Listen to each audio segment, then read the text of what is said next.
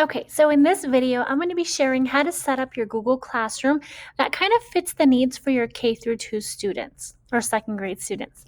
So when you're first setting up and creating a class in your Google Classroom, you're going to have these sections to fill out.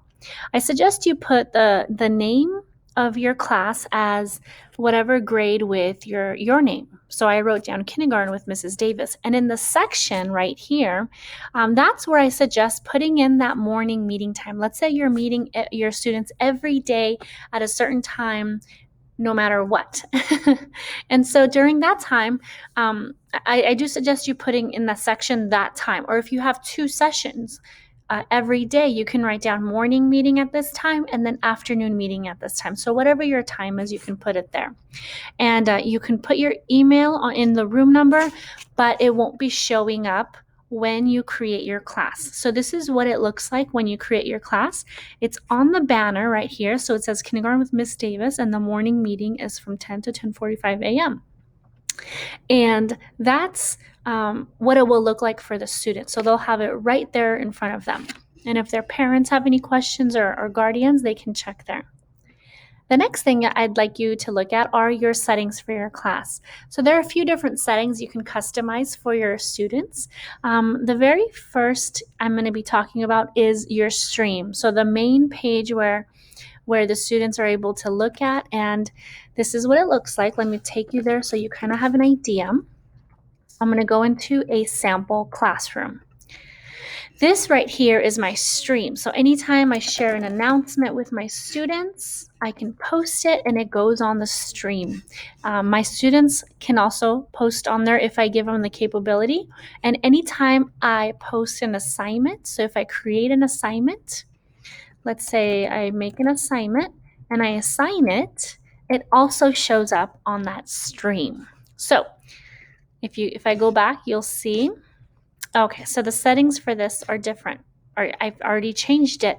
But what I can suggest for your classroom is that for your stream, that you only have the teachers can post or comment.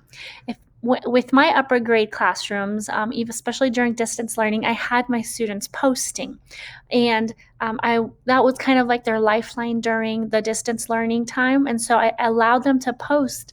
But for lower grade students, I'm going to allow only myself to post as a teacher, but the students are able to comment on my posts.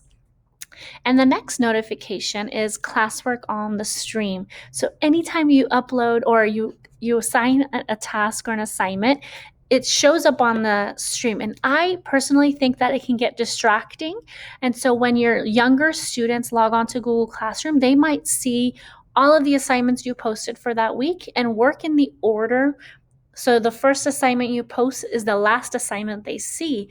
And then you might have announcements in there. So I highly suggest you hide your notifications for classwork on the stream. That way your stream is simply just your announcements, your very special announcements that you want your students to see. Okay, the next check is the guardian summaries. This is simply, if you have it toggled on, that means the guardians that are in your Google Classroom, the parents that you have given them access. So I'm going to take you here. This is your Google Classroom, and in People, you have the option to add your students. And next to a student's name, it will say Invite Guardian. So when you click that button, you can put in the guardian's email address, and if that guardian accepts, then that guardian is going to get a guardian summary if this is toggled on. Now, that summary does not give them access to the Google Classroom. They cannot go in and look around and read everything. The only thing they have access to is a weekly email that shows up with whatever assignments are missing or are due for their child or their child only.